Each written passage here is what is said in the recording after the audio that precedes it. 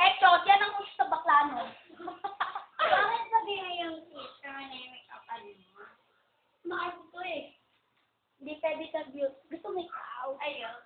Mura na sa'yo, dito na na. Sister, ang lakad ng mukha mo. Okay, okay.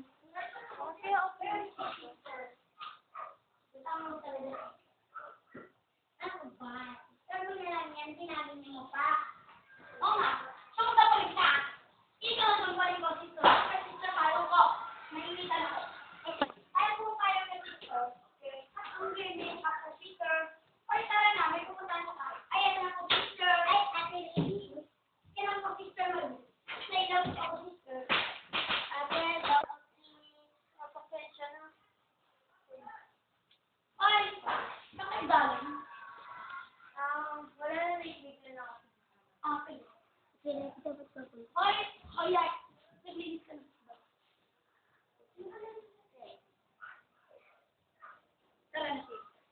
Ay, natulog na kaya. Alam niyo ba dito, meron ditong pamahiin na ang mga batang di matutulog ay may dimpong. Ito na po. Again, matulog na kayo. Wala bang history ng bahay na to?